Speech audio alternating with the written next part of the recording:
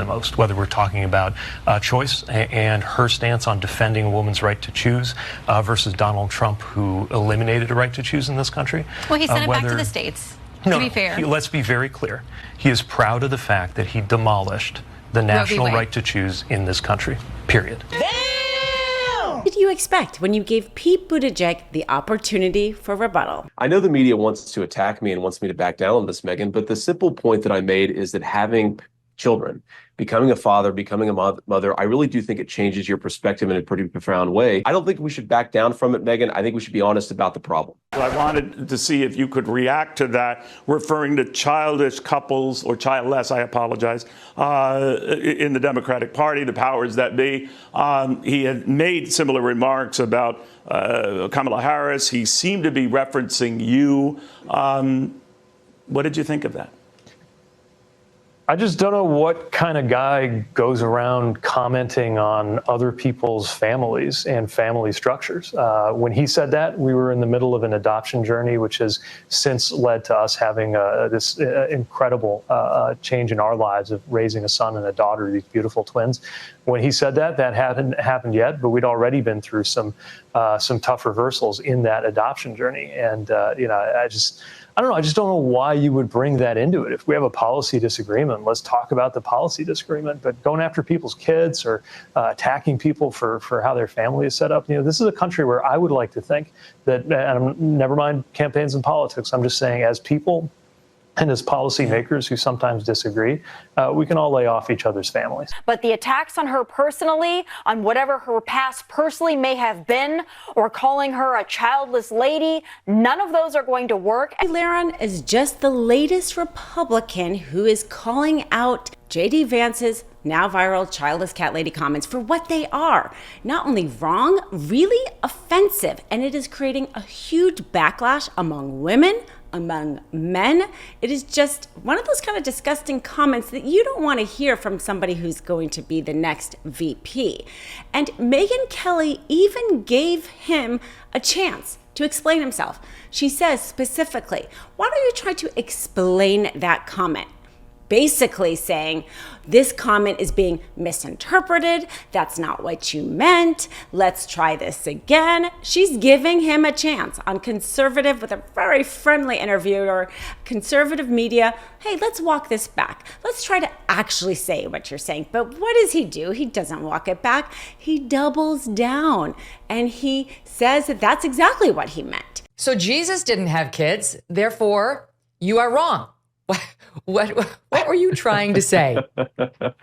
I guess they're comparing Kamala Harris to Jesus. I don't know. That doesn't make a ton of sense to me, Megyn. But look, I know the media wants to attack me and wants me to back down on this, Megyn. But the simple point that I made is that having children, becoming a father, becoming a mother, I really do think it changes your perspective in a pretty profound way. I don't think we should back down from it, Megyn. I think we should be honest about the problem. You just can hear it. You can hear the cringe from the Republican Party and the backlash that is just going to keep mounting. Let's get real about what that comment actually is. Pete Buttigieg put it so well that one, it was completely just something you shouldn't say about one's family. When it came to the vice president, referred to her as a childless cat lady. What did you think of that? Yeah, again, I just think that's beneath the dignity of anybody who seeks to present themselves as a U.S. senator or any kind of leader in this country. And I'm not here to talk about campaigns and elections, so I'll just leave it at that. I think it speaks for itself. It's just a basic fact. You look at Kamala Harris, Pete Buttigieg, AOC, the entire future of the Democrats is controlled by people without children. And how does it make any sense that we've turned our country over to people who don't really have a direct stake in it? Now, I should note you have two children. They were born before Pete gave that answer. Harris is also a stepmom to children as well. But what's your response to that? The really sad thing is he said that after Chasten and I had been through a fairly heartbreaking setback in our adoption journey. He couldn't have known that, but maybe that's why you shouldn't be talking about other people's children. Here he was trying to adopt, and it was a really painful comment. And Kamala Harris has stepchildren, and so it's really dismissive to those stepchildren. Never mind the fact that we have aunts out there and people who are nurturing roles for children regardless of whether or not they're birthing children. So yes, it is just a wrong thing to even pass judgment on, let's say. But beyond that, it's, what do you want to call it? It's identity politics. And Republicans love to say that Democrats play identity politics, but really, they're the ones that play identity politics. Because according to people like J.D. Vance, if you have children, it means, and also if you have children in the way he says you have children, it means that you care about children. It means that you care about the future of the country. Just like they think, if you have a certain skin color, it means that you represent something. Or if you are a certain gender, it means that you represent something. They're constantly looking at identity politics. They're constantly functioning from identity politics, but in a very, very superficial way. Because the fact of the matter is your gender or the color of your skin or whether or not you have children a certain way isn't actually going to say anything about what policies you will vote for as a politician or what you will advocate for as an everyday American citizen. Because Democrats are actually the ones who are caring about our children. Our children are being shot at constantly. I mean, I think constantly, more than they ever should be, certainly, in their classrooms. And what do? We just train them to go under their desk. It is, I think, one of the most disgusting things that we do in this country is not protect our children. And which party is the one that is okay for children fending for themselves and putting them under their desks? It's Republicans.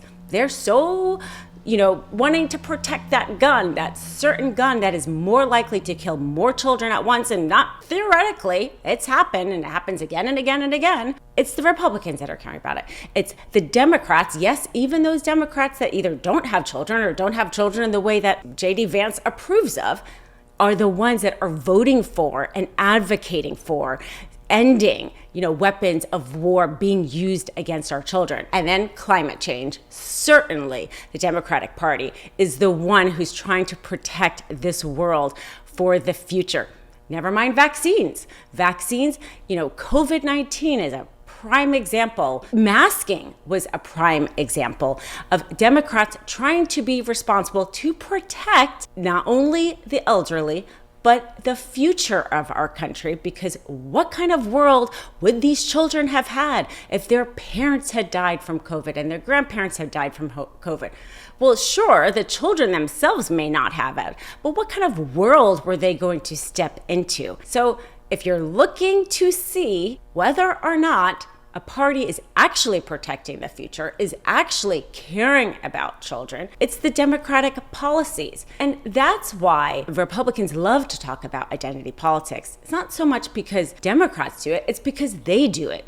They like to see the superficial and think that that means something. It doesn't actually mean something if you have children, but you will not vote to protect that child's climate in the future, or the vaccine that will save their lives, or the gun that won't kill them. It doesn't matter if you have children. If you're not willing to vote in a way that protects the children, never mind free public school lunches that is happening in Minnesota by the Democratic governor, and that happened during the pandemic. Let's talk about paid family leave, something that's going to help not only the parent because they're able to provide for that children, but it's going to help that children's future. Research shows over and over how helpful that is for that child's future. These are all Democratic policies, not Republican policies. So I don't care, to be quite honest, whether or not a politician has looks a certain way or has children or doesn't have children. What I care about is how they're going to vote and what kind of legislation they're willing to push forward. But there are states that are figuring this out. I mean, there are some that are, it's nearly impossible, a 6-week ban or less. But there are states in this country that allow no restrictions up until the due date of a child. There was a national right to choose in this country, law of the land, for 50 years, which the vast majority of Americans believed was the right thing to do. But Donald Trump made a promise when he was a candidate, one of the few promises he actually kept, by the way. He didn't keep his promise of 6% economic growth. He didn't keep his promise to drain the swamp. He did have a pandemic to deal with. But even before the pandemic, America went into a manufacturing recession, which really hurt places like where I come from in the industrial Midwest. But anyway, my point is, he broke his promise for that kind of economic growth. He broke his promise to pass an infrastructure bill, right? He said he would do that. He failed to do it. The Biden-Harris administration got it done. He even broke his promise to that January 6th mob when he said, I will be at your side when you march down to the Capitol. But he actually did keep two promises. He kept his promise to destroy the right to choose in this country, and he kept his promise on tax cuts for the rich. And if you want to know what a second Trump term would be like, I would start by looking at those rare promises that he actually managed to keep. He did say that he wanted to get rid of Roe v. Wade, but again, send it to the states where they are hashing this out empower the states to eliminate women's access to abortion. And also, as you know, the Republican Party continues to be interested in a national abortion ban. Which he's disavowed completely. Yeah, he's disavowed a lot of things. I don't believe him. Because he lies all the time. You think that his pledge that he would not pass a national ban is one that...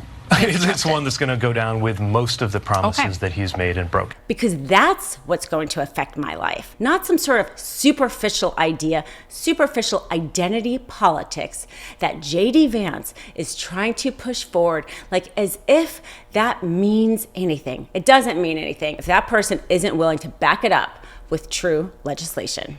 And it's not about his kids or my kids or the vice president's family.